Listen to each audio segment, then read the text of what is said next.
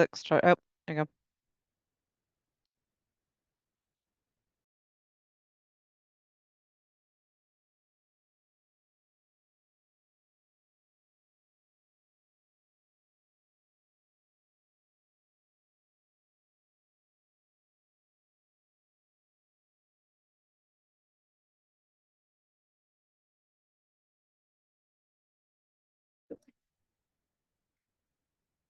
Hi, everyone. Welcome to our IDEAS Advisory Council meeting. Thank you so much for joining us. We have my colleague Lynn Kuttner here, who is in the process of bringing all of you wonderful advisory council members over into the panelist role. So hang tight with us for a brief moment. Advisory council members, you should be getting camera access and mic access soon. I hope everyone is doing well today.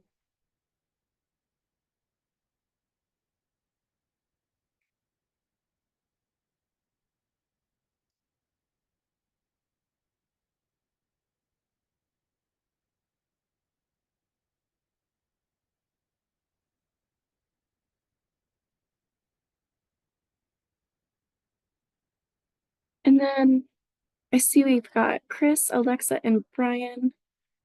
Are you all able to come off mute and turn on your camera, or do we need to fix the settings for that? Stephanie, welcome. Fix the camera. Hi, Chris. Yes, I hear you. Not camera. Yeah, I think we just need our Is unable cameras. to start video. You can't start your video because the host has stopped it. Okay. Let us change that for y'all. Just one moment, please.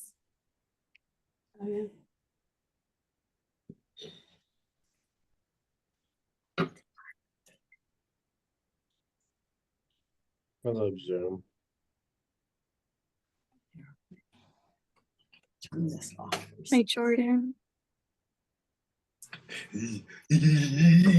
Are you excited? Hey, Chris, this is Brian B. Hey, Brian. Good to hear you, man. Sorry, y'all were trying to figure out the Hi, Nan. camera. Just here for a quick minute. Oh, Hey, hey, Ann. To say hello.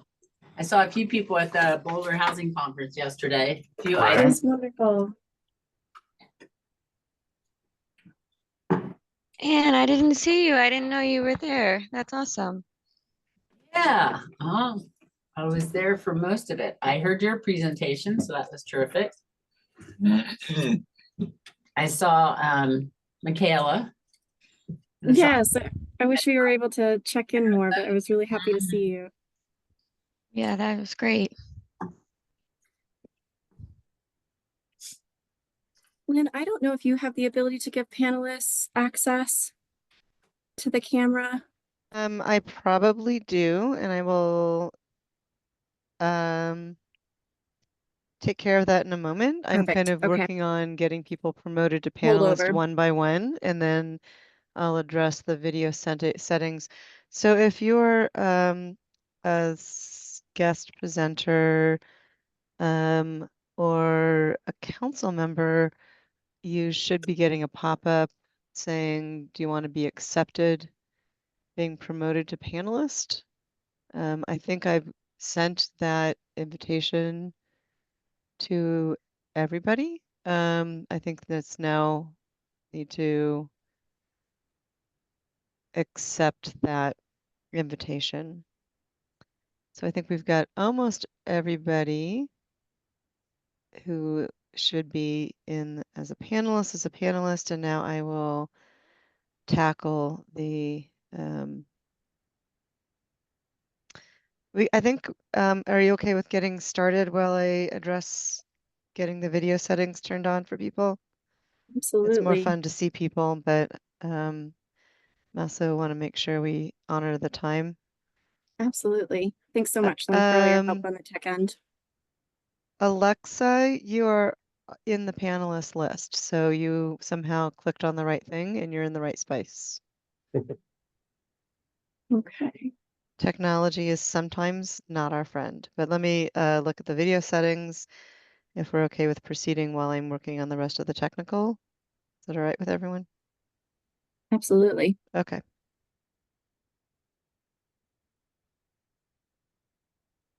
Okay, y'all. So hopefully you should be seeing my screen soon. Is that working for everyone? Yes, your screen is sharing with the agenda. Thank you. Thanks, Brian. So it looks like we do have a quorum. Thank you all for joining us. I can go ahead and give a quick overview of our agenda today. We've got Lynn and Jordan, myself, Corey, who is the advisory council secretary, unfortunately will not be joining us today because they are enjoying some well-earned time off. But today we're going to go through our standard meeting agenda.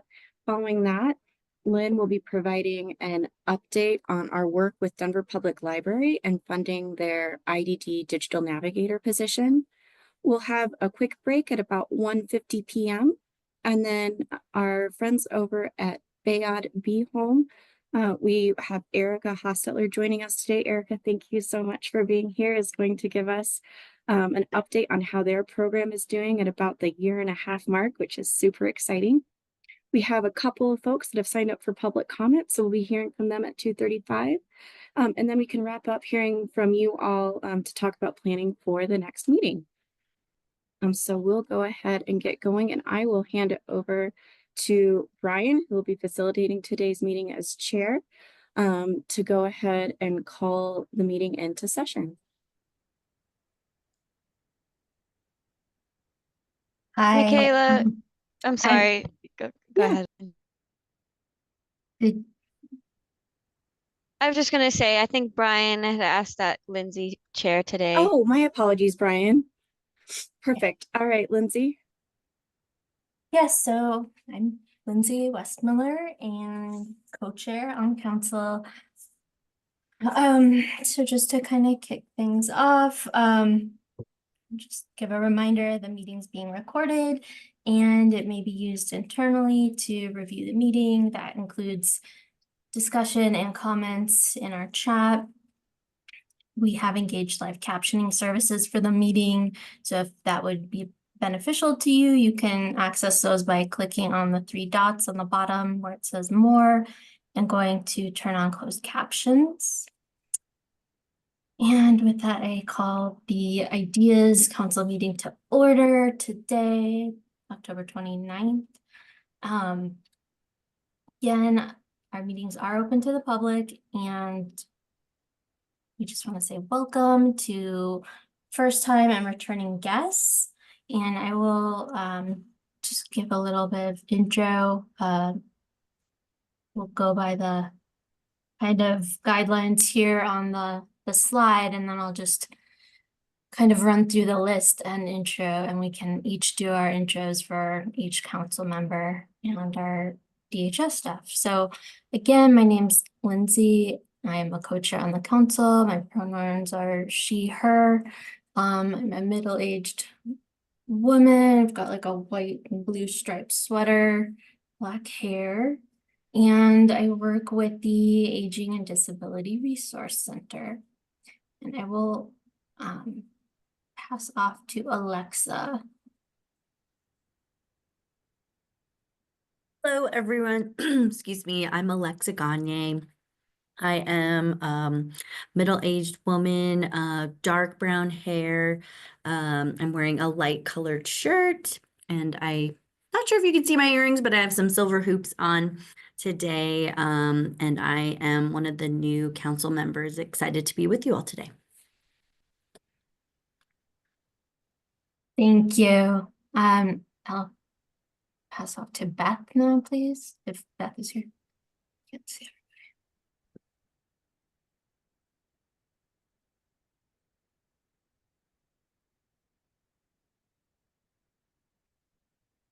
Or do we not have Beth here? So can't see everyone all at once. We'll go to Molly, please. And just the presentation has changed now, just so whoever's running it. Yeah. Hi, I'm Molly Mason. I'm also one of the new council members. I am a white woman with brown hair and a black t-shirt and a gray cardigan this afternoon. Glad to be with you all.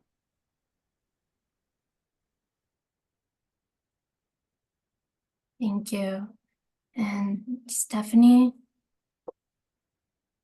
Hi, everyone. My name is Stephanie Gross. I use she, her pronouns. I am a white, middle-aged woman, and I'm coming to you from my home office.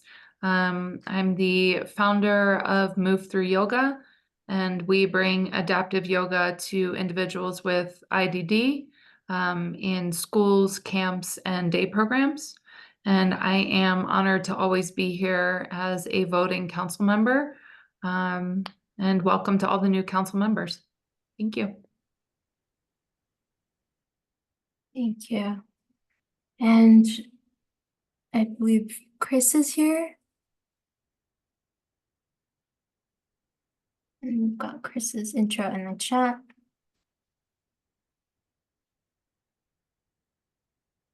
I can read that unless anybody else is there. All right. So we've got from Chris, it says, hi, I'm Chris Patton. I am an IAC member. My gender pronouns are he, him, and I have curly straw-colored hair. I'm wearing a white band shirt and happy to see all of you. Thank you for that intro, Chris, and we're happy to have you with us today as well. And see Brian's in the chat too, and I'll pass along to Brian, please. Hello, IDEAS Advisory Council. I'm Brian B., like be who you are. I'm an autistic artist advocate. I'm co-chair of this council along with Lindsay, and I am a 50 aged white guy, and I'm zooming in from home. I've got a gray beard, and glad to be here alongside each of you. Pass. Thanks, Brian. And Jessica, you'd like to intro next? I'm Jessica, and I'm, so it's a middle-aged white woman, with a little white dog. And I have a purple sweater with a butterfly on it, and I have brown hair and 2 braids. And Jessica, can we just welcome this little white dog as a new member to Yeah. the family? Mm. Oh. What's the dog's name? Sophie. Right on, Sophie. Thanks, Jessica. And I see that Beth is here. Beth, did you want to go next or? Yeah, hi. Okay. My name is Beth. I'm off camera right now because I'm eating my lunch. I am a mid-30s white female. I've got short brown hair. I'm wearing a black shirt today. I'm in my kitchen right now, but I'll be in my living room. I'm a voting member, and I think that's about it. Thank you. And Kisley? Hi, everybody. My name is Kisley Blue. I am the Mill Levy Program Manager at Rocky Mountain Human Services. My pronouns are she, her. I am a Black woman in my early 40s, and I'm here in my home office wearing blue today and black shirt, and I am a non-voting member. Thank you. Let's see. We got Michelle. Hello, this is Michelle, and I am African American female voting member. My daughter brings me to the CAC for service, and I'm happy to be here, happy to serve.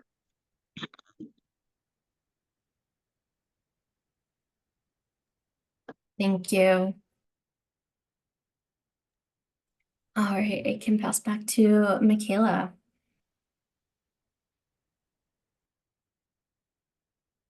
Great. Thank you so much, and thank you all for your patience with the tech difficulties. I think I'm ready to go now. Appreciate you all. Let's see if I can advance the slide now. believe it or not, I did practice this before, and now I'm a little bit flustered. So thank you all for your patience with me today.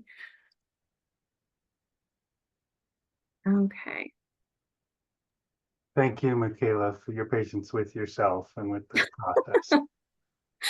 Thank you for allowing me that. All right. And it is not advancing. Alrighty, so the IDEAS program partners with the community to manage local taxpayer dollars dedicated to Denver residents with intellectual and developmental disabilities. We strive to make Denver an inclusive community where people with IDD feel welcomed, valued, and empowered to live the lives they envision for themselves. Today is our monthly advisory council meeting. If you are joining us as a guest and here for the first time, the Advisory Council is a group of residents with lived experience with IDD. They all gather monthly to inform us here at Denver Human Services about what their priorities are for how we should spend the IDEAS mill levy tax dollars here in Denver County. Okay.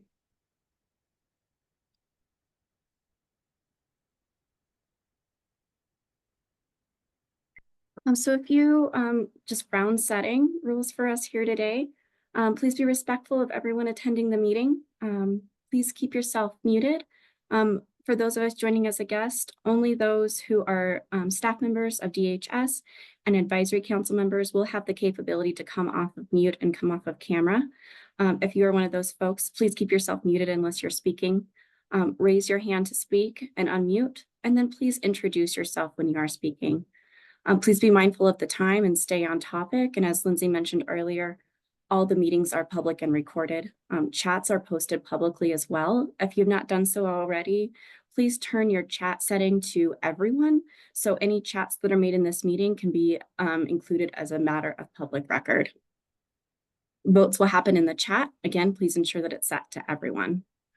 Please remain safe during these meetings. If you need to go from place to place during the meeting and need to be in a car, please be sure that you are on mute and participating off of camera, or also feel free to exit the meeting and rejoin when you get to your destination. Please respect and honor the Denver Code of Ethics. If we're engaging in a discussion where you think that you may have a conflict of interest concern, please don't hesitate to take a break, pause, raise your hand, let us know. Recuse yourself from the meeting and someone will let you know when that discussion is finished and you can join us again. Finally, please have fun. And then I'll kick it back over to Lindsay for a review and approval of the minutes. Okay. All right, has everyone gotten a chance to, oh my gosh, wait. No, okay, I thought, I just see Brian put an intro in the chat, so I thought we missed him, but we didn't. Anyway, did everyone get a chance to read the September minutes? And if so, does anyone have any changes, edits that would need to be made? And if Lindsay, yes. this is Michelle. I have a question. Mm-hmm. Do I need to not vote on the minutes because I didn't attend? I mean, I read them, but I can't make a statement of like if there was an error. So do I just, what do I do? Yeah, I mean, then you could abstain, that's fine. Okay, I'm gonna abstain.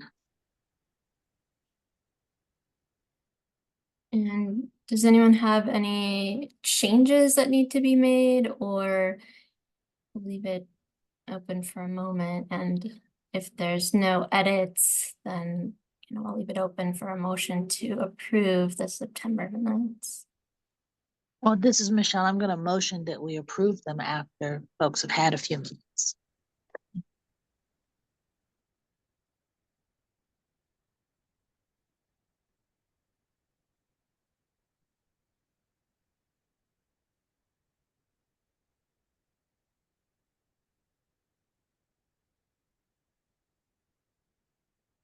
Not hearing any edits that need to be made, so we've got the motion to approve them from Michelle. Anyone wants to second that motion? This is Beth. I can second them. Thank you. And then we can just put our votes in the chat, yes, no, or abstain.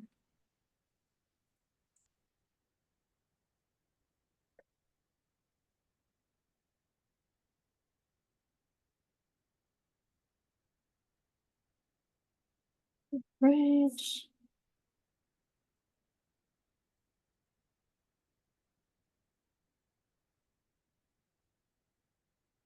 So there's 10 of us.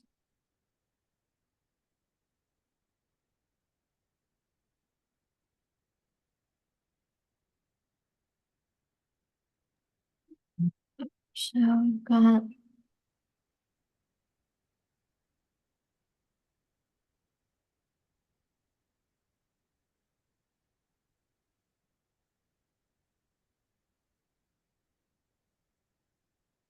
oh, it's coming twice. No, people are other okay. So I think Lindsay, seeing things twice because I think Jordan's putting them in again. So I mean the motion Yeah, is passed. I'm just trying to count, but then I'm seeing everything twice. So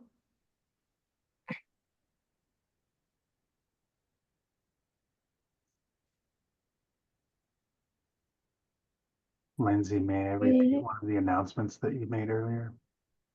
so we've got 4 abstain and 6 yes. So motion to approve the meeting minutes is passed. And then Brian, what did you want to say? Oh, I just wanted to repeat one of the announcements you made earlier.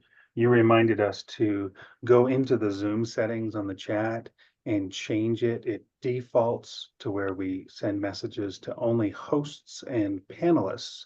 And we have to actually click a button to change it to where it says everyone. And that's what Jordan was doing. Jordan was taking things that only went to a few people and making it available for all. So thanks for your tech support there, Jordan. And then if you're a voting member here, you should have that ability to change how you communicate in the chat from just a few to everyone. So please do that. And if you have any questions about that, just let us know. Right, so minutes are approved, so we can move on to council and partner updates.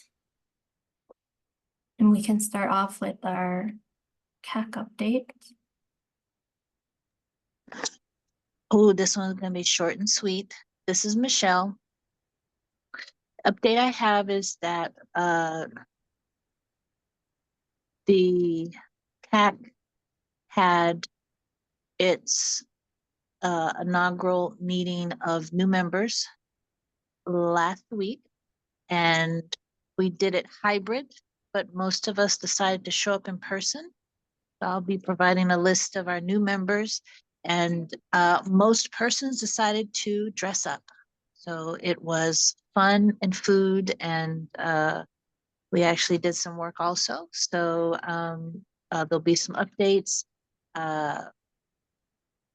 forthcoming. We are going to be looking at those community initiatives, and so we'll have some more information upcoming. But it was a great time to gather and connect and hug and just look in each other's faces. So it was awesome.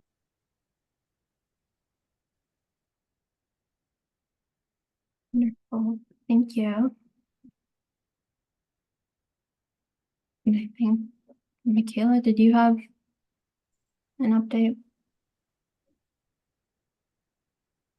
Yeah, we have a few staff updates, but I'll kick it back to you and the council, Lindsay, in case there's anyone else that wanted to share anything before we go into staff updates.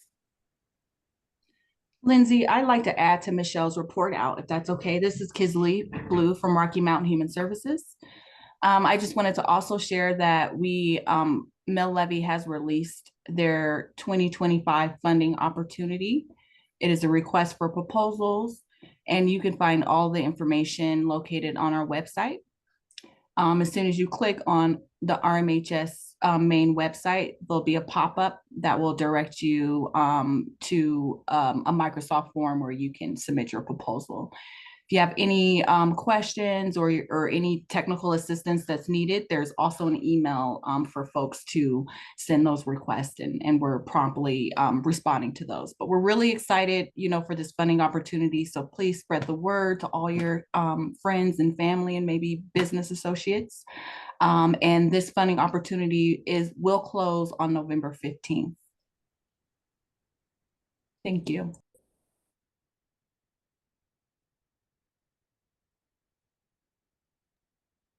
Thanks for sharing that.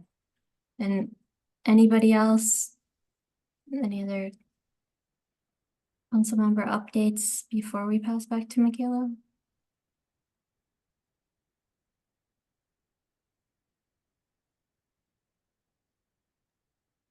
Brian? May I share one? Yeah, I think just one sec. I think Chris, are you wondering where to find the application that Kisley was talking about? Okay. Perfect. I just dropped it in there, Chris. Thanks.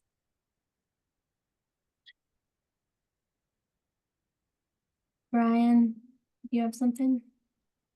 Yeah, before I do, Kisley, I went to RMHS, rmhumanservices.org, and I did not get a pop-up about a mill levy. So I don't know if you have the ability to put a further specific URL or to guide within your site, but that's been my experience just now.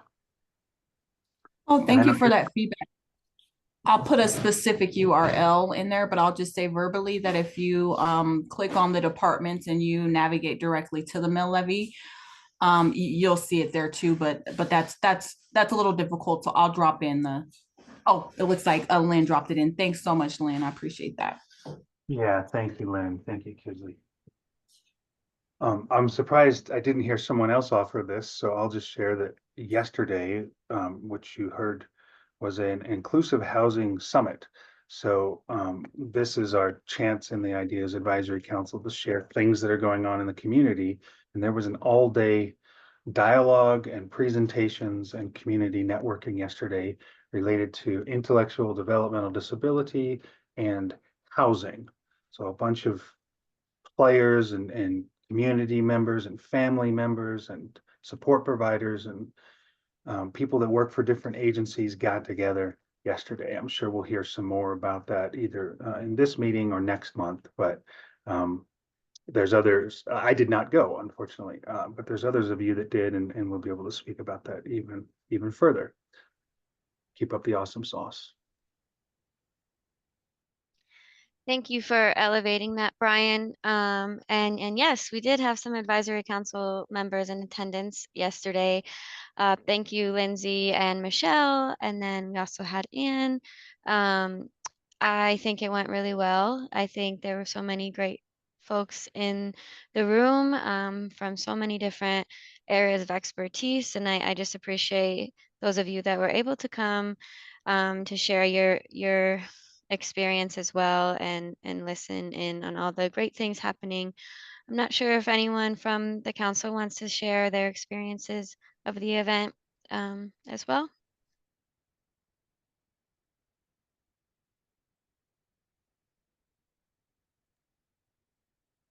Yeah, I just wanted to say thank you to you, Jordan, and I'm sure I know Lynn and Michaela were there too, but I know this was, a special area of yours. And I thought that was a really great event. I especially loved that it was clear that it was like an inaugural event. So that, just makes me very hopeful that it's all conversations and discussions that will be built upon. And I thought it was just, laid out really well so that, people could jump into different topic areas that they wanted to learn more about. And there was like a little space in between to, it wasn't too like overly scheduled so that you're crammed from one thing to the next. And hopefully we'll be able to get some of those PowerPoint decks too. I know it was said that we could, but I wasn't sure like what the next steps were to access those because there was a lot of great information from so many different people. But thank you to you and everyone that was involved in helping to create that event. Yeah, well, thank you. And just to respond, I'm pretty sure Boulder County has plans to post all of those slides here in the near future. So when that happens, I'll make sure we get an email sent out to the group with that link. And if not, we'll connect with Boulder County and see if we can get those slides for you all. I also add, this is Molly Mason. I wasn't able to attend, but I did, one of my students in the 18 to 21 transition program was very motivated, was able to attend with another staff member, and she said it was really great. She's 18 years old. She is very motivated to try to find housing. But the one thing she has said that she was, we had talked about what the summit would be like, even though it was inaugural, but she was like, I thought I was actually going to see housing options. So that is one feedback of like, she wanted to visit actual housing too. So yeah, but she enjoyed it. That's a great idea to offer tours or something like that. Thanks for offering that.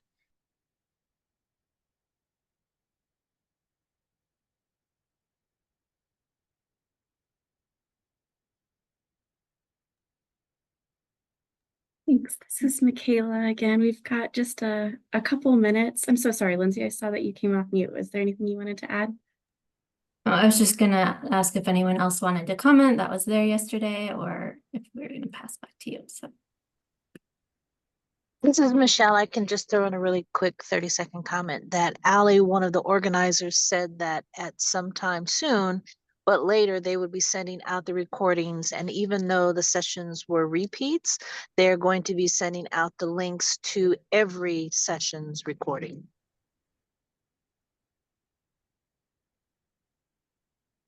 Wonderful. Thanks so much, Michelle.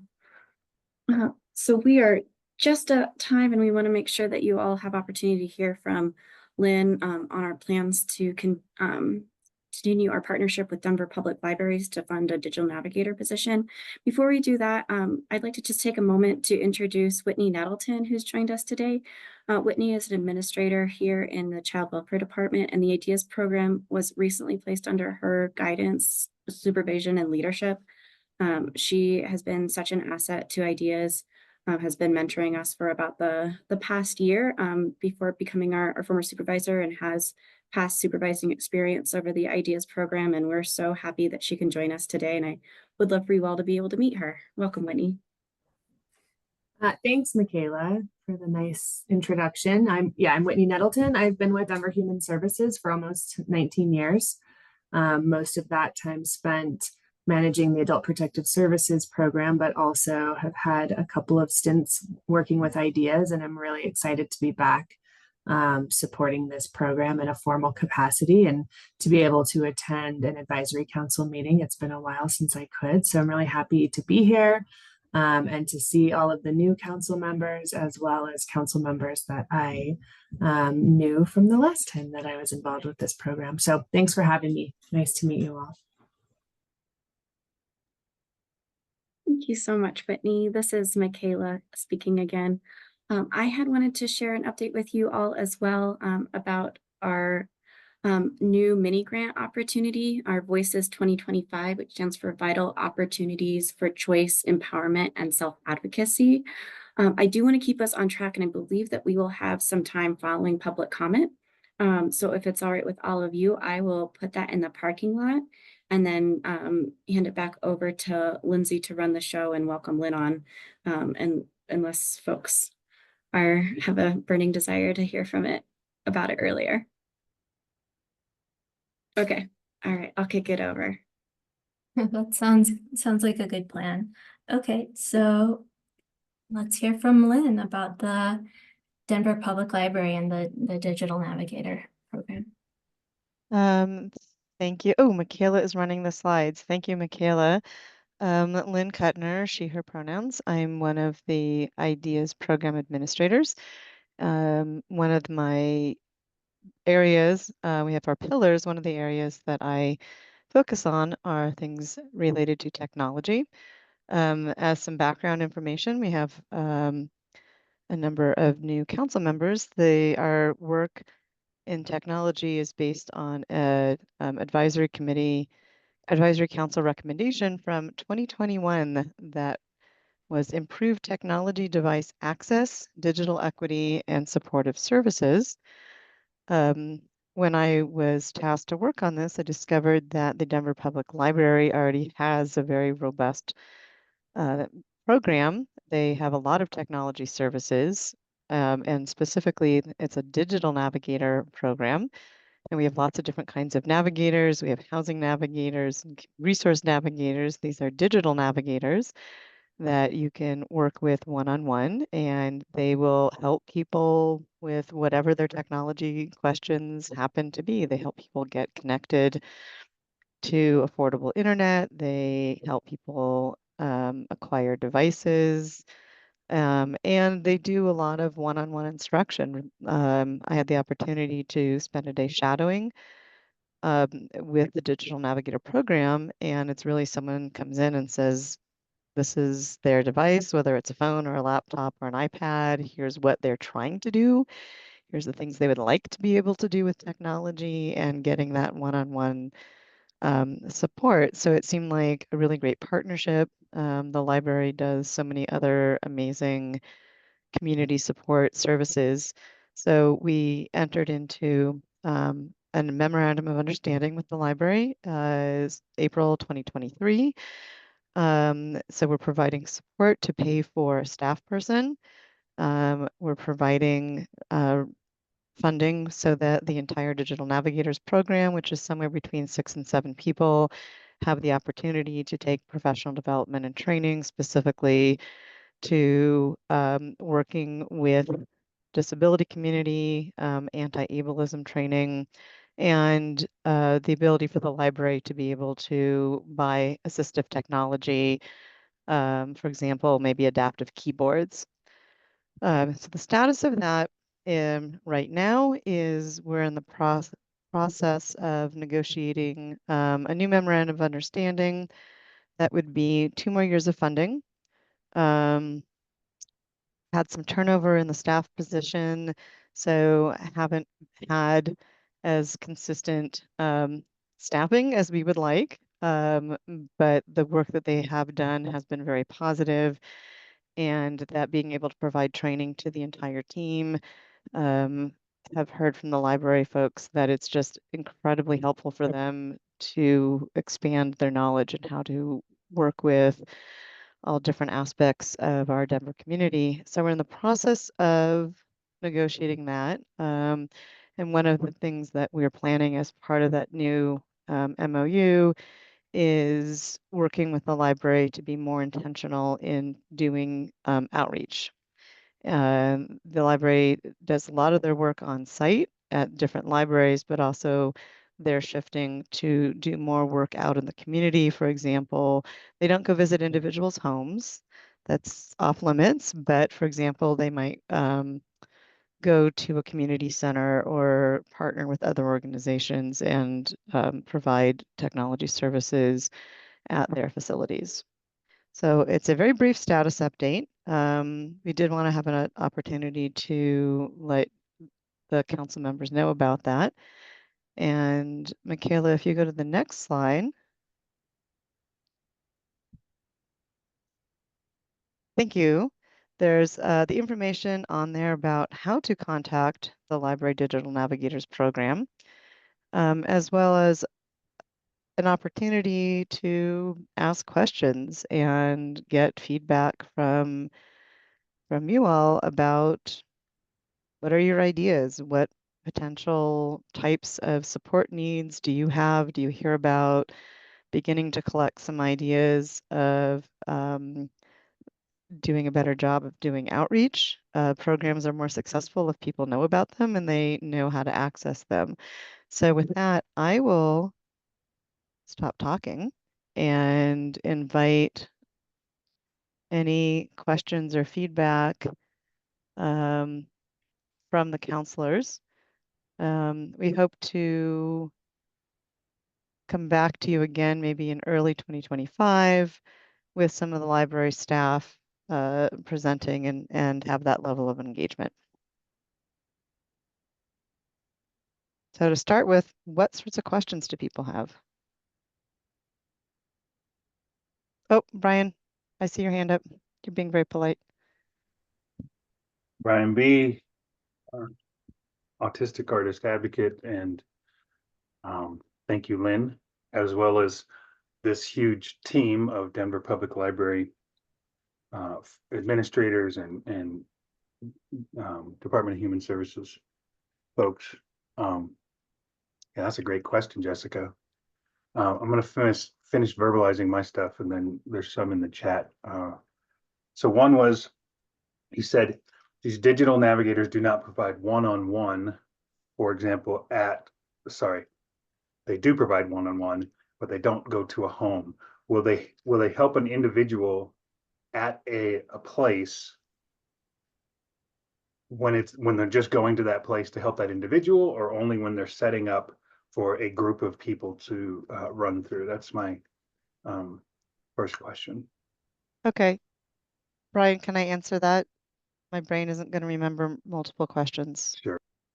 So the model is right now people make appointments. They meet with a digital navigator at one of the Denver Public Libraries. That's part of the challenge is finding an appointment that meets with people's schedules and also their ability to get to specific libraries. That's the current model. My understanding is that the library team wants to do more work out in the community, and that would be potentially at an event or at a partner organization's location to provide some of that digital technology support. It's not making appointments at somebody's home. Did that answer your question, Brian?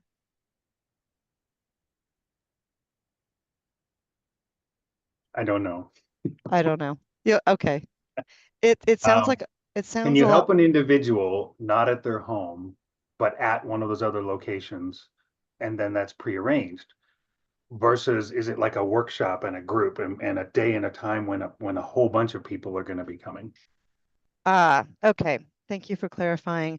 Right now, they're doing one-on-one appointments. They also have digital navigators doing drop-in time. So if the digital navigator doesn't have a pre-scheduled appointment, they are in one of the public areas at a library with a sign on a desk saying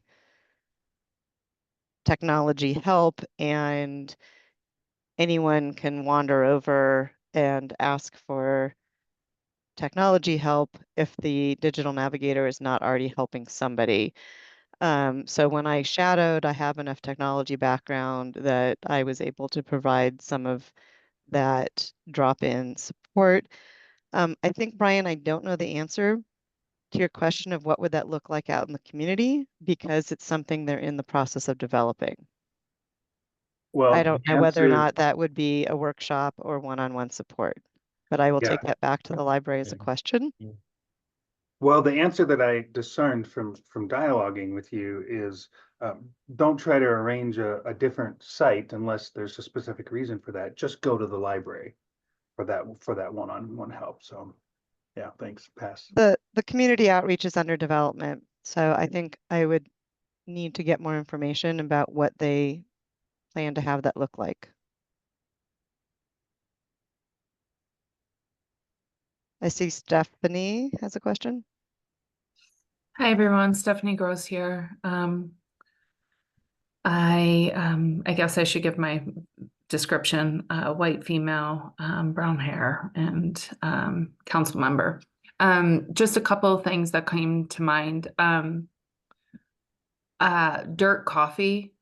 Coffee shops are just wonderful places where I feel like, you know, you could have a really beautiful partnership, where, you know, coffee and technology, coffee talk go really well hand in hand. I feel like that would be an awesome way to bridge the gap. And I believe they have a mobile RV maybe or truck that goes around as well. So I just thought it'd be kind of cool if they did a coffee talk mobile you know, training. I don't know how that would work with Wi-Fi and hotspot, but I thought that would be cool. And then the other thing that I thought was that came to mind is I think it'd be really cool if we leveraged a more younger, youthful generation, and not necessarily keeping it just for those at the library. I feel like if we incorporate youth in this, we'll have more of a generational gap closure. And I just always look at things like unified sports, and how unified teams always work so well together. And, you know, at Firefly Autism, I think it is, they have like job training, but they even have, I just think, wonderful resources to offer the community, you know, nothing about us without us kind of thing. And I think having representation of someone training someone else with IDD maybe, or I don't know. I don't know if that even made sense, but I'm just putting it out there that I think it'd be really cool if we incorporated somehow like the tech schools or tech colleges, Thank you. etc.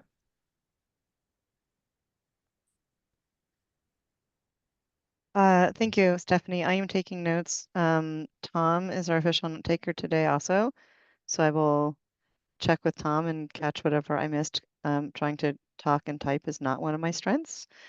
I do see a couple of questions in the chat. I'm going to go back to Jessica's question about anti-ableist training.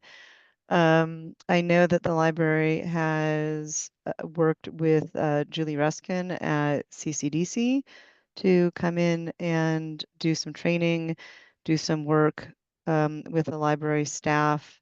I don't know the specifics of that, but I know that Julie often gives people history and context for the ADA. What does that mean? Where does it come from? Anti-ableist training might be a term that people haven't heard a lot, but it's kind of a broader kind of training that is helping shift people's mindset away from, usually shifting away from the medical model of disability into more disabilities because the social environment isn't meeting my needs. As well as work with language and how to interact with people in ways that are supportive and engaging. Does that help? Jessica, did that answer your question? And Michelle, Michaela, were you going to respond to that, or would you like me to, can I go through the rest of the stuff in the chat? Well, we are about at time, and Okay. I see Michaela's hand up too, so we might want to put a pin and then circle back with this with some of our remaining time Okay. after public comment, but I'll pass to Michaela. Thanks, Lindsay. I was just noticing the time as well, but wanted to thank everyone for their amazing feedback. A couple thoughts, Lynn, is that maybe the folks that had some questions we didn't get to that you can follow up with them one-on-one offline, and or when we get to hear from all of you at the end of this meeting to plan for November. If this is something that the council would like to have continued conversation on, we can plan for that then. Does that sound like an okay plan to everyone? Perfect. Well, I'll kick it back to you, Lindsay, if you want to take us into break and then let us know when to come back. All right, we are just like only 2 minutes behind, so if we take a 5-minute break, then we can hop back on at 1:57 to hear from Erica with Bayot. Great, grab some water. And we'll see you back at 1:57.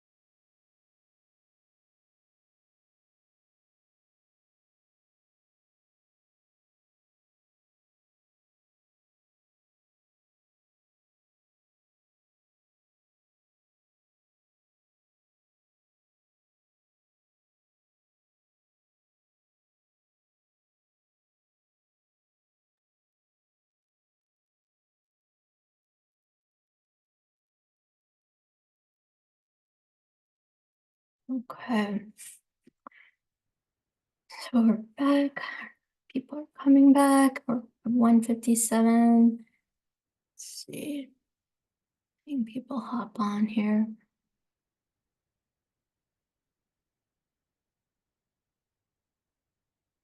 Give it a second to see if hopefully a couple more people jump back.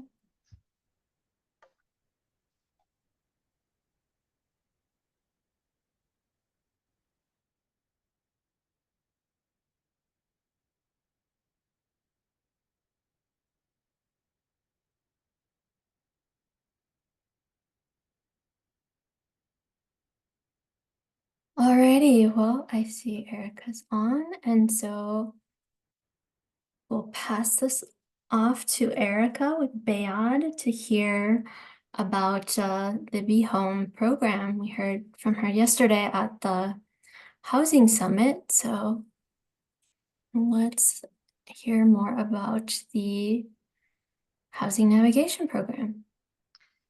Erica, before you get started, I just want to say a few words. As Lindsay mentioned, this is Erica's third presentation on Be Home this week, and it's only Tuesday. So just need to shout out that she is a rock star.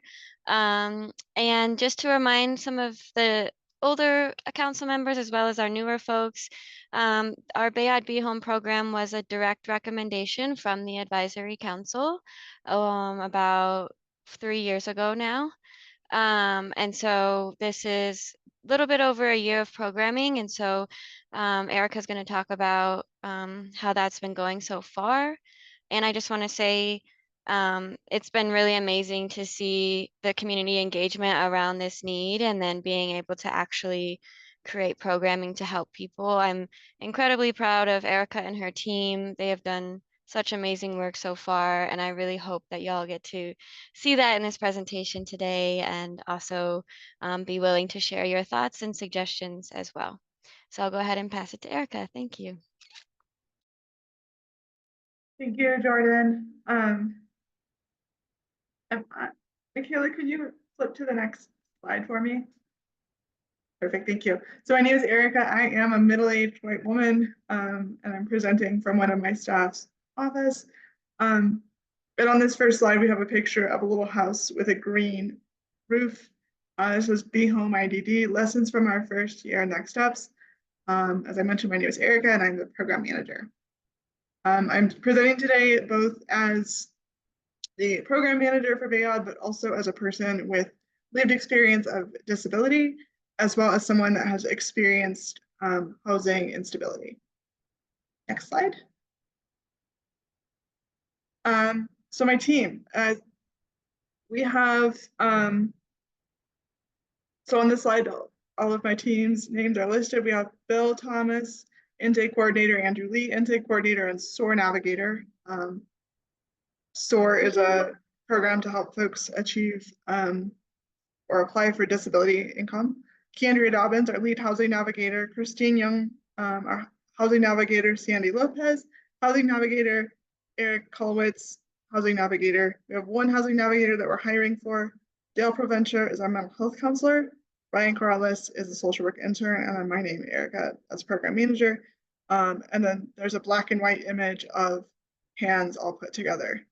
So this is my team thus far. Super proud of all of them.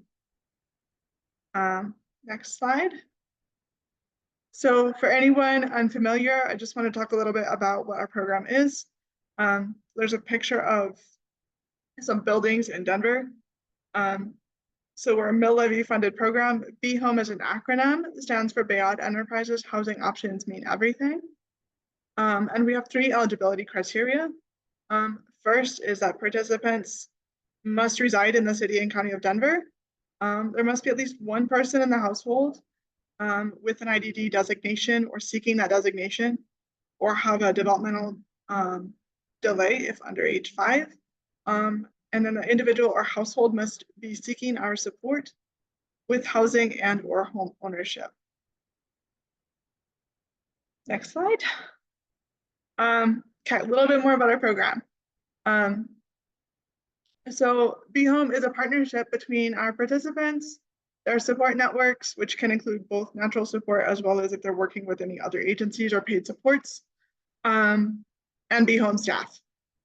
So that can include housing navigator, mental health staff, you name it. And so there's an image of like a handshake.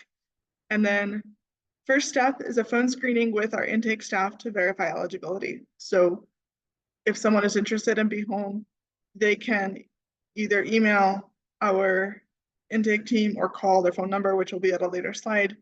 And they're going to go through a phone screening to make sure that the individual or household meets those 3 criteria that we just discussed, as well as answer any questions. If the participants or household meets all 3 of those eligibility criteria, then they're offered an intake. If they do not meet those 3 eligibility criteria, then my intake team does their best to offer alternative resources. For example, if someone resides in Jefferson County, they might send them some resources specific to Jefferson County. And then at intake, again, we're going to just verify those, the individual or family still meet all 3 of those eligibility criteria, and then they are connected with a housing navigator. And then the last 2 images on that slide are a check mark and then a little house symbol with a heart. I'm going to go to the next slide.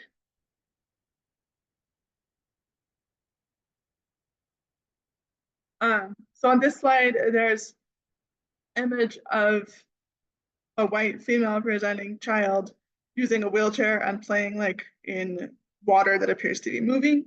And we're talking about the services and supports. So all of Be Home services are individualized according to the individual's or family's needs. Every client is going to create a housing stability plan with their navigator, which is going to help to guide what exactly those services are going to look like. Really, our goal is to have those supports and services, any funding that we're using, to meet the client's needs, and then to also fill any gaps that can't be met or can't be met in a timely manner by other community resources. Most commonly, we're doing advocacy. So advocacy can look like talking with another agency with the client's consent and advocating for them to receive the services that they're interested in, or helping them with applications to receive services from somewhere else. For example, food assistance application, or to help them do their redetermination for food assistance or Medicaid. We're often supporting our clients with looking for housing, filling out housing forms, whether that's an application for an apartment or housing lottery application or housing voucher application. And Be Home clients and their families can also meet with Dale, who's one of our therapists, and either receive therapy from Dale or receive referrals as well. And then through Be Home, we also have the option to provide limited financial resources. So paying for things that are not often or not easily met by other community resources. For example, we're often paying for first month's rent, deposit. Sometimes we'll pay a moving cost, help the clients pay to pack their belongings. Transportation is also often another significant need we see, whether that's Lyft rides or bus fare. And then also during this process, if folks do not already have an IDD designation, we're connecting them with our partners with Rocky Mountain Human Services to support them with that process. Okay, next slide. So as far as some data points, so our contract was executed in May of 2023, but it took us a few months to kind of really get rolling, get staffed, and build all of our infrastructure. So that's why on this slide, you'll see the data points are from October 25th, 2023 to present. because October 25th is the first day that we started serving clients. So to date, we've received 190 referrals. And the most common reasons for referral that we found are a risk of homelessness for financial reasons, the individual or client or family being actually homeless, or at risk of homelessness for other reasons. So sometimes we'll receive a referral for a client. Maybe they are housed, maybe they even have a voucher, but their housing is unstable because they're experiencing conflict with property management or are having difficulty with keeping their unit clean, things like that. We're fortunate to be able to serve folks in all different kinds of housing settings, whether they are homeless, whether they're couch surfing, housed with a voucher, housed without a voucher, in a family home, you name it. And then to date, we've served 143 clients. 120 of those are individuals reporting having an intellectual and developmental disability. And then those remaining 23 are family or household members of clients with intellectual and developmental disability. And of those 143 clients that we've served, 43 entered the Be Home program while experiencing homelessness. Okay, next slide. So I just apologize in advance. This from a visual perspective is a little rough, but I'll do my best to kind of give some image description. So on the right-hand side, we have a race and ethnicity chart. There's varying colors of that indicate how clients have self-reported their race and ethnicity. We have about 20% of Be Home clients report multiracial background. Almost 12% self-identify as Hispanic or Latino. 23% self-report as Black African American. Got 0.7% self-identify as, or excuse me, 0.7% declined to answer. 1.4% self-identify as Indigenous American Indian or Alaska Native, and then 38.4% self-identify as white. So as you can see, the majority of our clients self-identified as being in BIPOC communities. Another key data point that we found is that 80% of the households that we served reported an income of less than $10,000 per year, and nearly half of the households that we served reported zero income.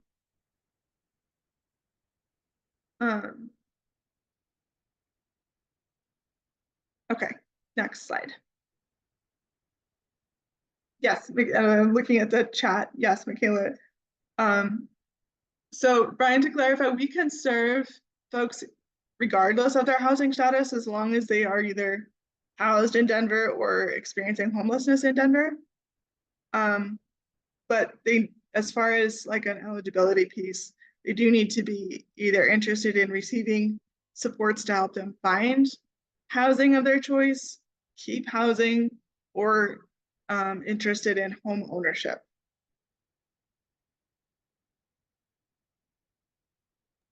Is that okay? Okay, so here's my favorite slide. On this slide, you'll says 10 households moved into new housing with the support of Be Home.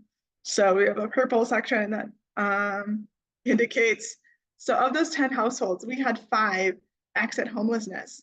And of those 5 households that exited homelessness, 2 obtained vouchers with the support of Be Home.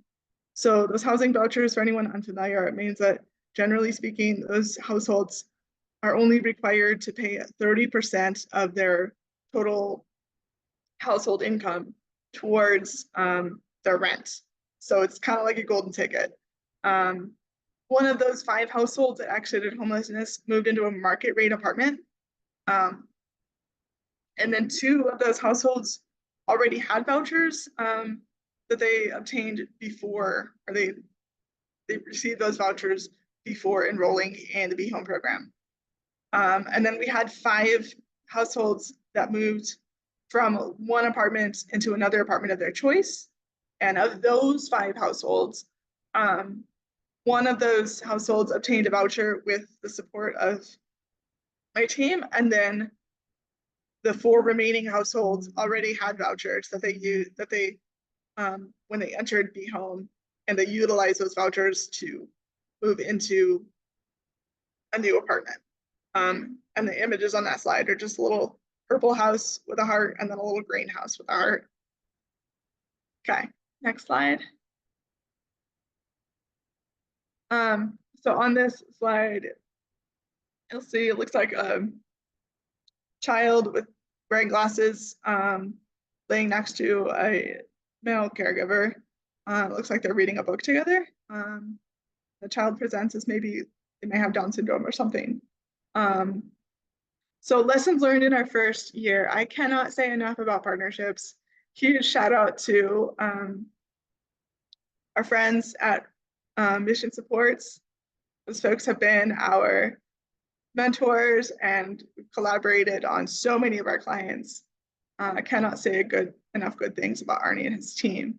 And also like just partnerships with our clients and their families and whatever support networks they have. So that has been absolutely huge and remains a focus in the future for us. In terms of needs, so I would say most commonly we're providing advocacy for our clients in a variety of different ways. But as far as like more tangible needs, housing vouchers, at the end of the day, like you saw on a previous slide, like so few of our clients have income at all. And even the folks that do simply lack sufficient income to sustain a market rate apartment. So absolutely like housing vouchers are without a doubt the biggest need. But then we found even our clients that enter the program with housing vouchers or the folks that we support with getting vouchers are still facing challenges. Whether that's having difficulty with connecting with their landlords or interfacing with neighbors, finding an apartment that meets their needs, you name it. It's just, there are even the folks that have vouchers and therefore generally have fewer financial barriers to housing, there's still a lot of unmet needs. And then kind of piggybacking off of that point, it has been so incredibly helpful and a unique experience within my career as a social worker to like have funding that's readily available that we can use for a variety of client needs. So through this program, often being able to have funding and say yes to a client, like, yeah, we can go ahead and cover the cost of your phone bill or the cost of your car repairs or the cost of your deposit or your rent, whatever, and having that funding be readily available to us, I believe has often made the difference between a client being able to get into housing or at least to drastically reduce the harm. Because I've worked with folks, for example, that have a difficult time paying their phone bill, and it's can be next to impossible to provide meaningful case management services if you can't even talk to your navigator. So that has been huge and I think a game changer. I couldn't imagine trying to do this work without that readily available funding. Next slide. So on this slide, you'll just see a picture of kind of building blocks, and they're multicolored they almost look like houses, red, orange, yellow, and blue. And so as far as our next steps, we house 10 families, which is incredible. And I think for those families is making a huge difference. And, we're actively supporting a handful more folks. But there's still so much need out there. So we're absolutely going to continue to collaborate with our clients to find new housing options, different housing options, and to support folks in keeping those options. And then we're also planning and working on building out our programming for clients that have aging caregiver concerns, as well as those seeking home ownership. Again, kind of the vast majority of the folks that we're seeing right now are experiencing homelessness or are at a very high risk of homelessness. That said, heard loud and clear, especially at the summit yesterday, that there definitely are folks with aging caregiver concerns, and where home ownership may be a better option than renting. Of course, we want to continue learning from the IDD community and other service providers to fill gaps. Like, we've been doing this for just over a year, so I know there's still much more to learn. I still feel like I'm in a space of learning something new every day. Certainly learned a lot yesterday. And then we're also working on, as we're serving more clients, and seeing different needs and like learning things, refining our processes to kind of incorporate the things that we've learned. And then we want to continue to create and strengthen additional community partnerships. As far as I'm concerned, like the more the merrier. There's different referral partners where we can obtain referrals, make referrals. We're all about it. All right, next slide. Okay. So to make a referral, and I'll definitely, Michaela or someone from the city could share out our referral form, make sure that everyone has it. Couple of different ways to make a referral. So on this slide, on the left-hand side, you'll see like little text bubbles that are different shades of green. So to make a referral, you can email us at bhome-idd@bayoutenterprises.org. You can also call or text our intake line, 720-979-2645. And Andrew or Bill, our intake staff, would be more than happy to talk with anybody and everybody, whether that's a client themselves interested in B-Home, or one of you all that's maybe interested in B-Home or have somebody to refer, you name it. And then if there are other questions or comments, I'm always more than happy to have a conversation, exchange emails, you name it. And I can be reached via email. There's my email. There's first name.last name@bayoutenterprises.org. And then voice or text is my work cell phone, 720-412-4543. Okay. Next slide. I want to open it up for questions.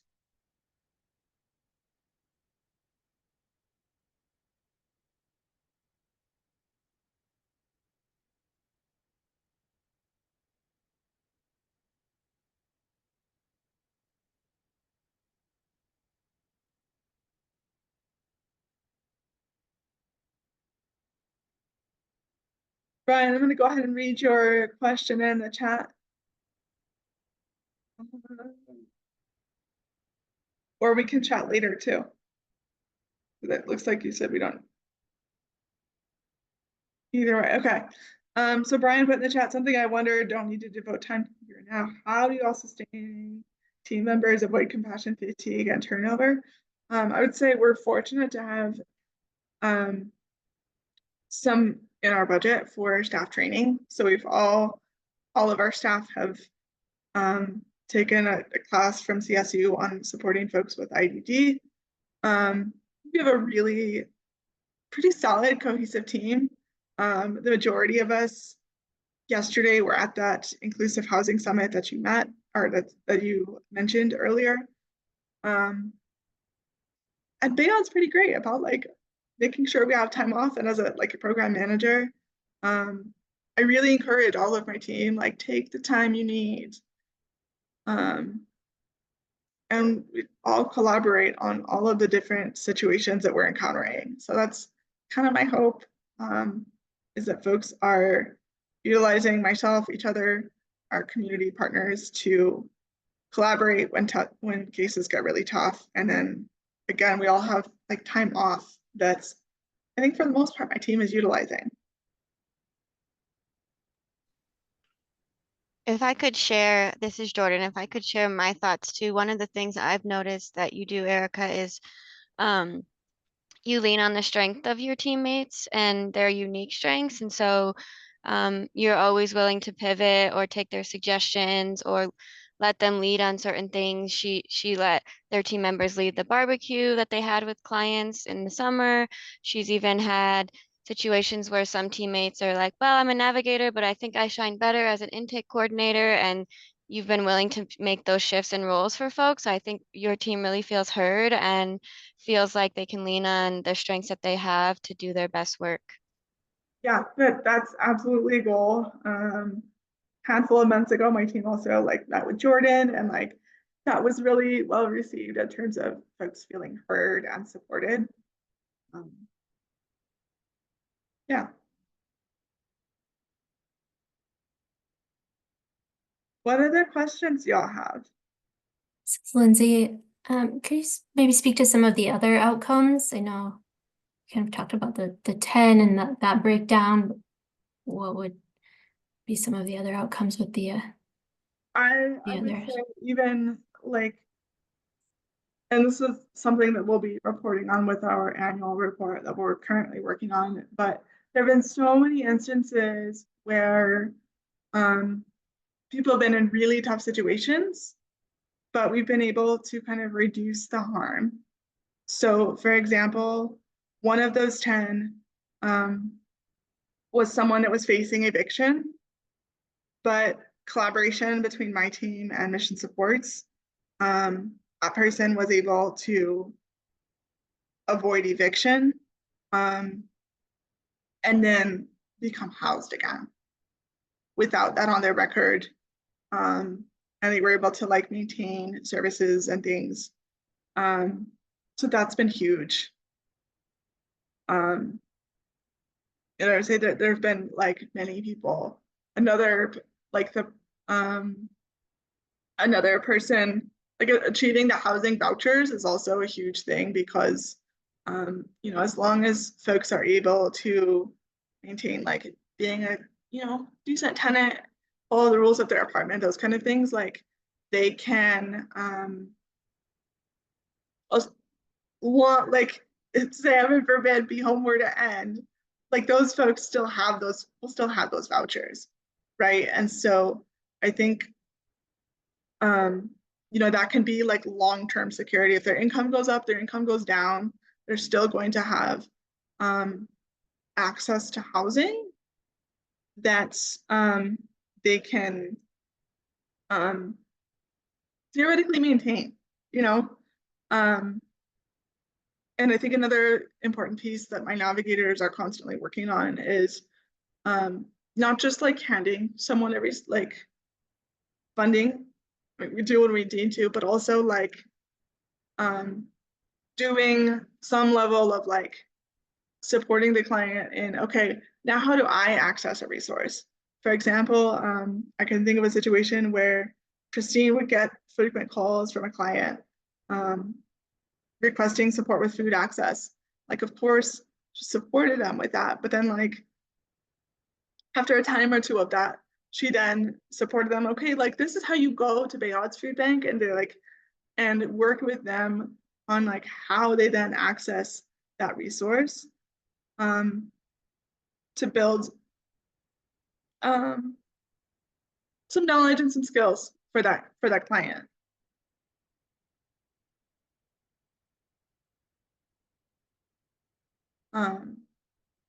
And then, just another theme that we've seen is that so many of our clients, especially adults, lack some of those natural supports. Sometimes my team or our news team with mission supports, like that may be all that person has. And so because we work so closely together, now that person, whether they were referred from mission supports to Bayard or from Bayard to mission supports, now they have at least 2 folks in their corner that can support them and help them connect to the community and achieve their housing goals and just other goals, which then, hopefully will lead to other connections to help them kind of stabilize from a bigger in a more meaningful way.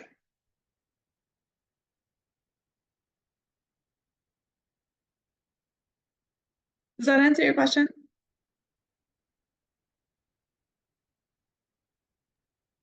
A little bit, yeah. So like of the group that were, of the clients that were served, of the ones that were not,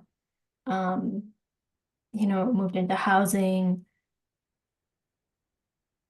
was that generally then, like, what does that look like?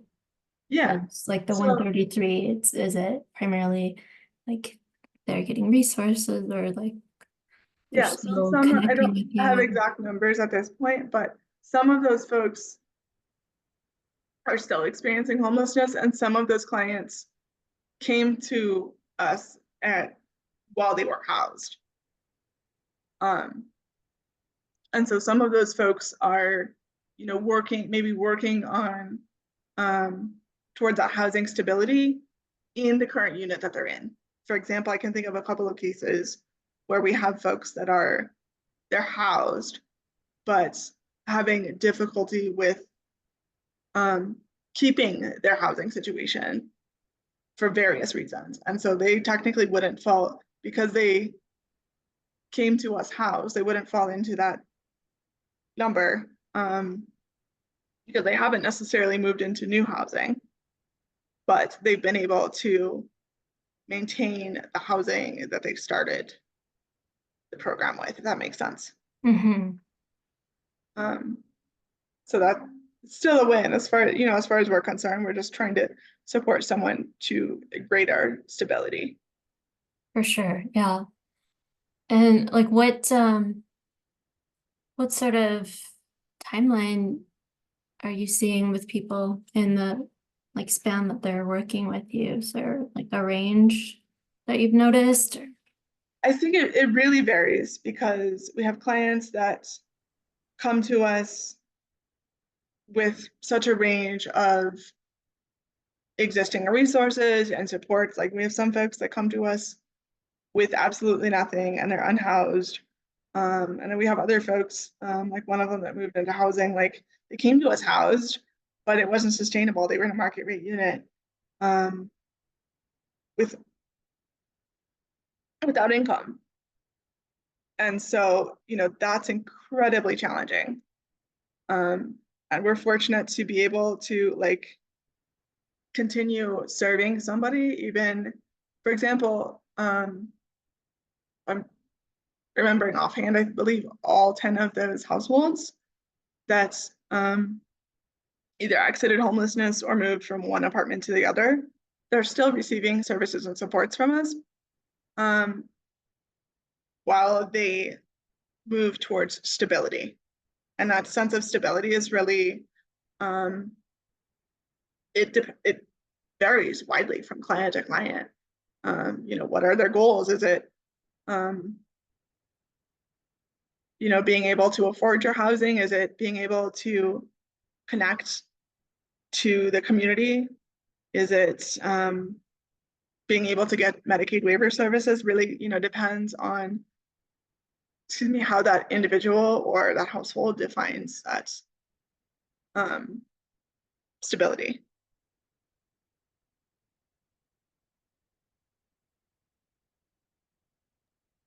And what would that look like so for someone they have kind of the criteria for the intake and then they get the ongoing support. Is there a set of goals that's created so that it's clear what it would look like to Yes, exit the absolutely. program, and is there like a definition of stability, or is that self-defined? Yeah, so I think first and foremost, in terms of timelines and things, like as long as folks, initially meet that criteria, if they have a housing goal, let's say outside of Denver, and they meet that goal, they find an apartment, then we have like a 90-day window where we can serve them and support them with transitioning to other services, those kinds of things. And then like 90 days after they sign that lease for the new apartment, like their services end with us, with the goal of any unmet needs or ongoing needs, we're going to support them in finding and accessing other resources. In terms of folks that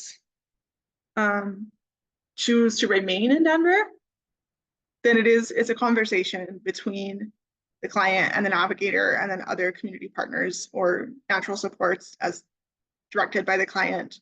And it's an ongoing conversation because we know folks' life circumstances change, good and bad. So it's really about how does a client define stability and with the goal as best we can to connect them in meaningful ways to other or additional resources if there's like a anticipated kind of ongoing unmet need. For example, a common one is my team supports folks if they have difficulty with transportation, but they're interested, but that's like a piece of their stability. We're going to do what we can to support them in getting connected to Access-a-Ride. Those kinds of things. Yeah, we're coming right up on time, and I just want to also say that for folks who are meeting with Erica's team and they're like, oh, well, I feel like I've met my housing goals, I'm pretty stable, I don't think I need services at this time. If at any point in the months preceding they have an event in their life that shakes up their stability, they are always welcome to re-enroll and be home.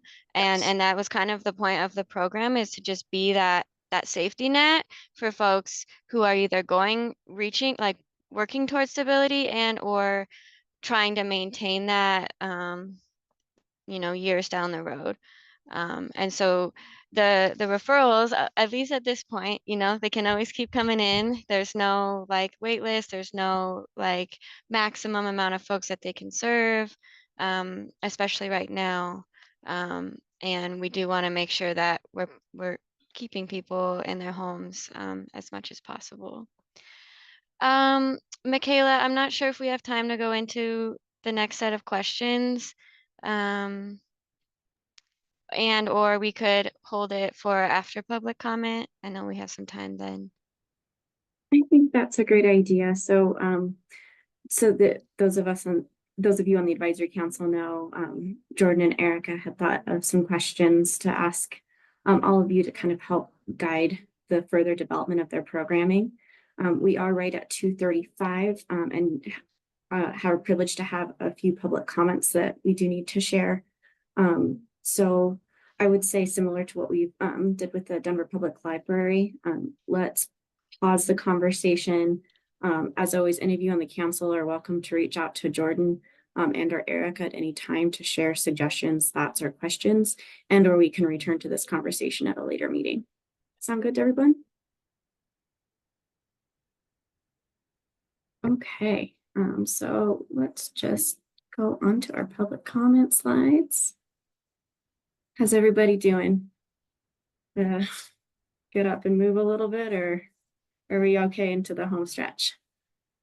I saw Erica, you had some thank you shout outs here. Don't want to take that away from you unless if there's anyone that you wanted to just acknowledge real quickly before we move on. I think we're good. My thank you slide just acknowledges Denver residents, IDEAS Council, Human Services, Denver Human Services, and Rocky Mountain Human Services. Awesome. Okay, and then those were the questions that we will revisit in a bit here as we look at the further development of the Be Home program. Oh, and it looks like, there we go. There's our public comment. So again, for all of you who are joining us for the first time, these meetings are open to the public. Every meeting we hold space for public comment. To sign up for public comment, please email ideas@denvergov.org or go to our online public comment form by 1 p.m. the day before the meeting. If you ever need help accessing or filling out the form, you can reach out by text or email to our IAC Secretary, Corey Boyle. They're at 303-551-4305. Public commenters will be allotted 3 minutes to make a public comment related either to an agenda topic or a separate topic that has been pre-approved by either of the Advisory Council co-chairs. All public comments are recorded within our minutes and recordings. Outside of public comment, discussion engagement is reserved for members of the Advisory Council DH staff and guest presenters. All guests are asked to remain on mute. So I believe that we have a couple of attendees here today. We had 2 public comments submitted in advance. Because they were submitted in advance, I will go ahead and read them on their behalf. And then if you wish to make a public comment yourself, you can go ahead and email ideas@denvergov.org with your discussion topic. We'll get that over to one of our co-chairs, Lindsay or Brian. They can approve that topic. And then you'll have 3 minutes to speak. So I will go ahead and share the comments that we had. Michaela, I believe that at least one of the public commenters is in the room now. Are we allowing them to share or? Yeah, absolutely. Sorry. Thank you so much, Jordan, for letting me know that. I would just request that the public commenters, again, please stay within the 3 minutes allotted. We will have to go ahead and just politely let you know if your time is up at the end of that 3 minutes. And please keep the discussion topic to the topic that you submitted in that public comment form. So the first public comment that we received was from Elisa Alcancela from El Grupo Vida. I would invite you now to come off the mic and to share your comment. And then as soon as you start speaking, we'll start the clock. Good afternoon. If you can, I know that I sent, if you can do it, I will appreciate. Thank you. My pleasure, Lisa.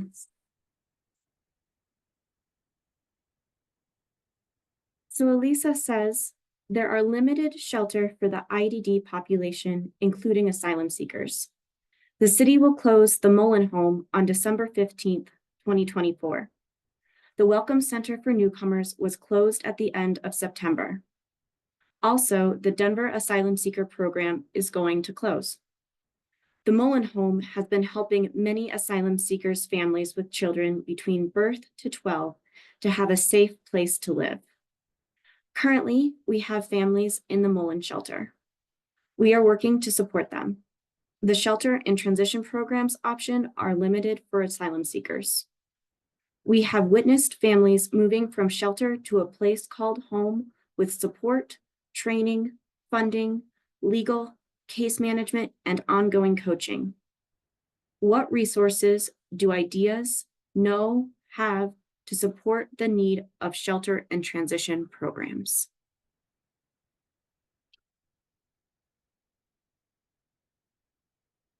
Thank you so much, Elisa, for sharing that information and that question for the council to consider as they advise us in programming our funds. We also have a comment that was submitted by Shay Bryn Olander. Shay, I see that you are one of our guests today. So I am going to allow you to come off the mic if you wish, and if you'd like to take 3 minutes to share the comment that you submitted, you're welcome to do so. Otherwise, I'm happy to read yours as well. Yes, thank you. So hi, I'm Shay Olander. I'm the program coordinator for the Foundation for Successful Living. We're an adult day program located in Denver. It's right off of Parker Road in Iliff. We are a adult day program that provides supportive community connections for individuals with IDD. It is 18 plus, but we also do work with transition students. Mainly what we focus on is independent living skills, job skills, communication skills, whatever the client may need, anything that they're wanting to do. We build those skills through volunteering, and we are currently open to take on new clients with no current wait list.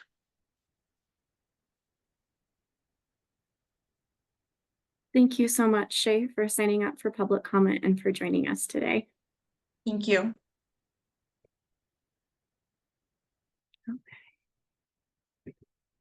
Right, so that concludes our public comment for today. Oh, goodness, and I'm sorry, I saw that we were on the wrong slide for that. I apologize to all of you, but thanks for bearing with me again. So I think we now have about 17 minutes before the end of our meeting. Let's maybe reserve 5 to talk about what we like to discuss in November. I know that we've had a lot of rich discussion that folks may want to continue in a few public comments that may be something that the council want to revisit. Before we do that, would it be all right with you all if I went ahead and shared a little bit more about the Voices mini grant program that we released recently? I know Corey sent some emails out about it, but wanted to make sure that I was able to share it in this space as well and answer any questions that you may have. Does that sound good? Show of thumbs. Awesome. So we're excited to announce that we have a new opportunity for mini grants open. Lynn, thank you so much for putting that in the chat. Our mini grant program is called Voices, and it stands for Vital Opportunities for Inclusion, Choice, Employment, and Self-Advocacy. So these are grants that are available to organizations who are serving Denver residents with IDD up to $50,000. The grant opportunity is open for applications through November 18th. And we have a info session that you can sign up for online on November 4th. So we'd ask our advisory council, if you know any organizations that might be a good fit, to please share that information out. I do know as well that Corey sent out a communication to you all. I believe it was last week or the week before. So this regarding whether or not folks on the advisory council that are associated with an organization that could possibly benefit from this grant opportunity can apply. So I just wanted to readdress that here in this space. So the recommendation that served as the foundation, for that award was made in June of 2023. And that was to explore potential programs for empowerment, self-advocacy, identity, and choice for people with intellectual and developmental disabilities in various events, trainings, and other potential modes of inclusion. So the Voices Mini Grant Program was our response to that recommendation. For the advisory council members who voted in favor of that recommendation, if you have a formal relationship with an organization that would be interested in applying, unfortunately, we will not be able to receive funding through this program due to your vote on that recommendation. I am so happy that Kisley was able to share Rocky Mountain Human Services Community Initiatives RFP. If your organization is considering funding, that would be a great place to look. And if you have any additional questions, again, we encourage you. Oh, thanks, Brian. I'll address that for a second. If you have any additional questions, again, we encourage you to sign up for that open house so that we can address those all in the public info session. I can't answer any specific questions that you might have about an application or procurement, but if you, an application that you might have for a potential organization that could be awarded. But if you have any questions about your role in the solicitation on the advisory council or the goals or objectives of this program at large as a result relates to the recommendation you made, I'm happy to answer those in this space.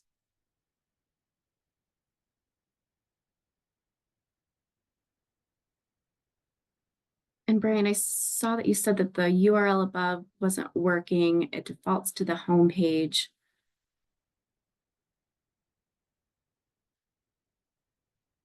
Okay. And I'm so sorry.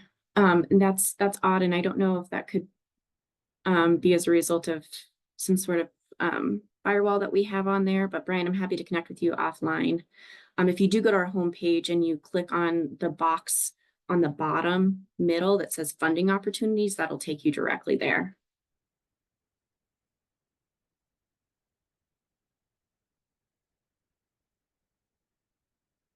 Any other questions?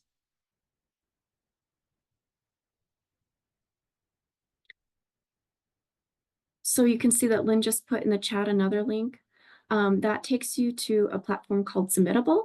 The link to that is hosted on our funding opportunities website, but the Submittable application is the link where vendors can actually complete the application. So you have the two links there.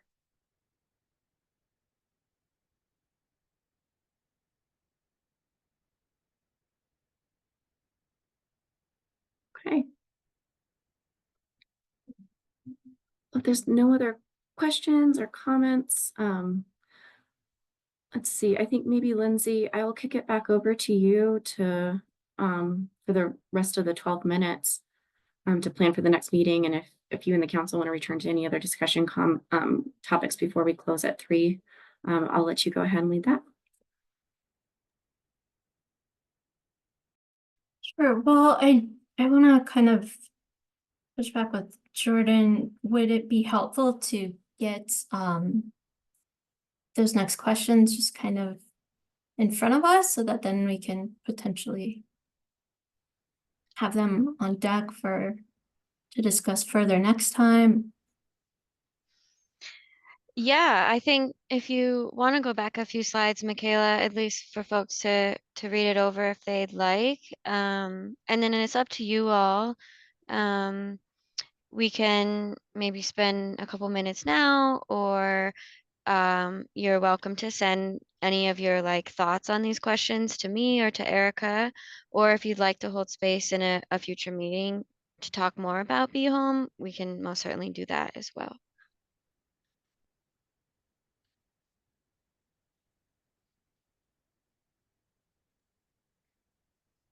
Lindsay, this is Brian B. May I read these? Sure. So if you're not seeing what we're displaying, there are 4 main questions for the IDEAS Advisory Council, abbreviated IAC. What spaces or organizations should Be Home outreach to connect with more people eligible for their services, such as people with aging caregiver concerns?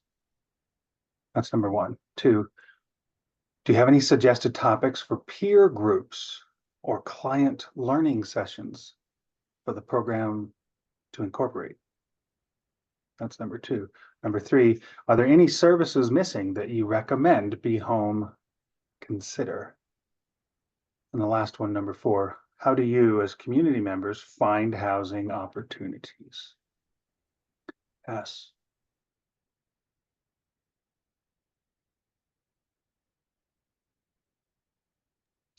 And just for some context, really this is just knowing that Be Home is still a pilot.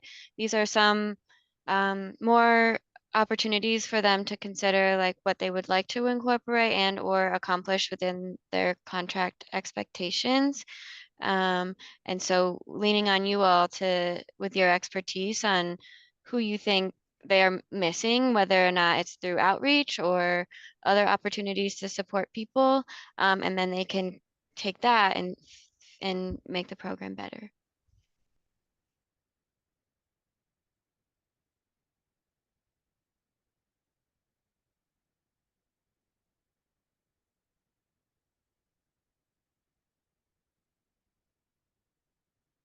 This is Lindsay. This might have been touched on yesterday, and of course, obviously, not all of us were there, but is there active outreach, or how are people being made aware of the program? currently? Yeah. So we've done outreach to several different community agencies, and a lot of that is ongoing, although we are definitely like always open to and if anyone on the council or anyone has suggestions of additional agencies or places that we can do outreach.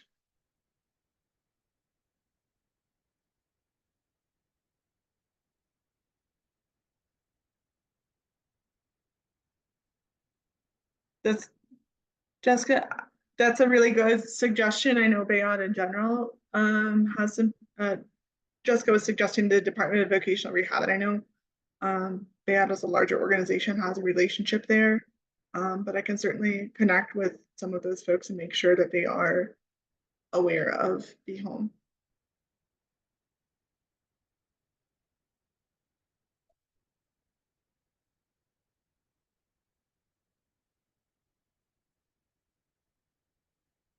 Michelle asked, yeah, okay. So there's a question in the chat. Michelle asked how long we funded the Be Home pilot, and Jordan answered that currently the program runs through December of 2025.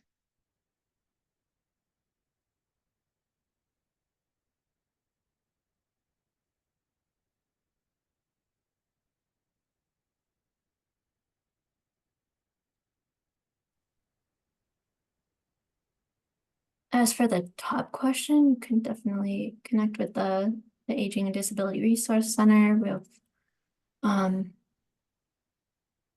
a couple of people, a little team working with caregivers for like caregiver support. So obviously it's not specific to people with someone in the household with a developmental delay or IDD, but that, you know, still be a good touch point. Yeah, absolutely. I am making notes. I can email you. That'd be great. Yeah.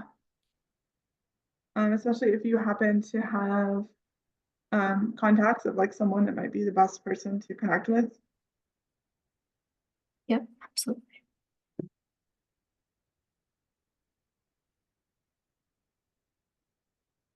Brian? Hey, Michaela, Lindsay, could we shift to talking about November and December? And Lindsay, would you like to facilitate that, or would you like me to? Yeah, I was just gonna hold space until we got to the 2:55, but now it's right at that time.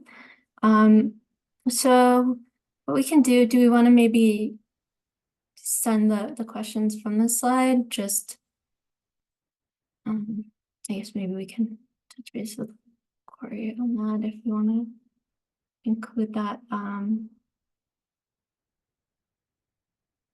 part of the agenda, or maybe just as a follow-up to send this, just these slide questions as their own, just so that we can kind of like maybe sit on those and give a little bit more time to talk about that further. And then just to move on to planning for the next meeting, just kind of on the same note, maybe we could add a little bit of space to revisit some of this topic. And do we want to also discuss a little bit further Lynn's topic? Because I know we had some questions still on that. Or people, I know that we can, you know, Lynn has her email out there. I don't know if those were questions that people just wanted to follow up on with her directly, or do we want to maybe talk about that further as a group?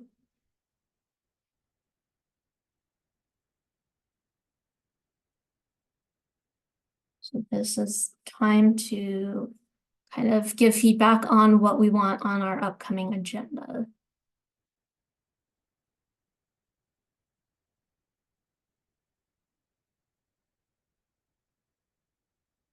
Do you have thoughts, Brian?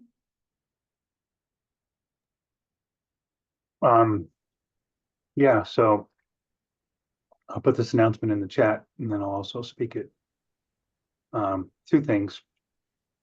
Votes will need to happen for leadership at IDEAS Advisory Council for 2025. And then we will not be meeting in December. So our next meeting, November, will be our last meeting for this year. And then in January, we'll skip December, and then in January, new leadership. And when I say leadership, I think we're talking about three positions: the co-chair positions, which Lindsay and I now hold, and then the Community Advisory Council a liaison position, which Michelle holds over at Rocky Mountain Human Services. So we have just a couple moments to discuss that. Pass. This is Michaela. Thank you so much, Brian, for reminding us of that. One other topic I wanted to propose to the council for consideration is revisiting the venue for these meetings. A few months ago, we had some discussion about whether or not the council wanted to move to a trial of a hybrid or in-person or remain virtual. And I think if I remember correctly, the council wanted to wait until we had an opportunity to onboard some of our new members so that they could wait on that conversation. But we and the IDEAS program team were wondering if you all would like to revisit that in November. And in addition to kind of revisiting the date and time that we're having to ensure that still works for everyone. Is that something that everyone would like to discuss in November as well?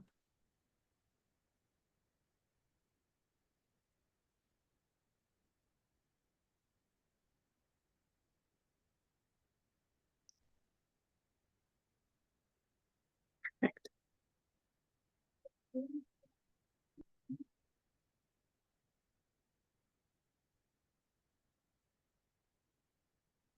I found that I'll kick it back over to you, Lindsay and Brian. Okay, so it looks like we don't need, per Lynn's comment, to have the digital navigator keys because she's wanting to hopefully revisit that in 2025 with guests from DPL possibly coming in. And then further discussion on voting. And that would potentially happen either November or January.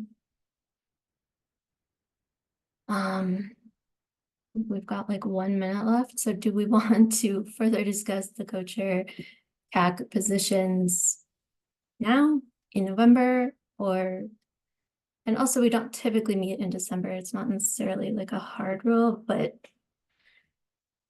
generally, to answer Molly's question, which is how will the elections for co-chairs and CAC liaison be held? Is there a nomination process?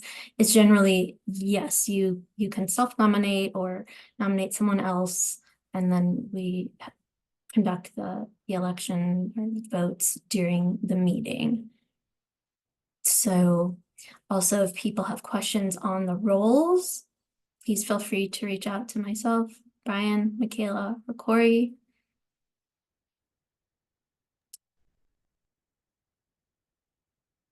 And then the same goes for if you have other thoughts, ideas on things that you would like added to the agenda, feel free to reach out to any of us, Brian, Corey, Michaela, myself. And if you are interested in one of these co-chair or CAC liaison roles, please do let me or Corey know so that we can just kind of get a pulse on how many folks are interested, so that we can kind of, that helps us in our planning and organization for next year. Even if you don't have any questions and it's just something that's kind of on your radar, please let us know. And of course, if you have any questions, we'd be happy to answer those as well. All right, and since we are at time, I will open up for a motion to adjourn.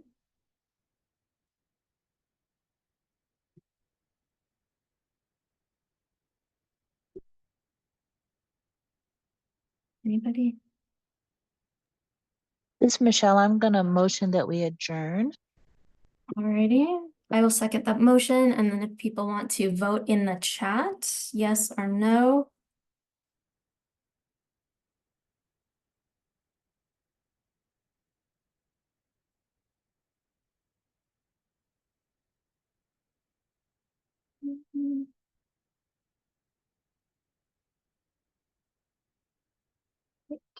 So 6 votes. I think, and we had Stephanie leave. Kind of people abstaining, but with that, I will say that that motion has passed and we have adjourned the meeting today at 3:02 p.m. And thank you everybody for being here. And we'll see you next month. Thank you Everyone all. stay safe. Thank you. Bye. Bye, everyone.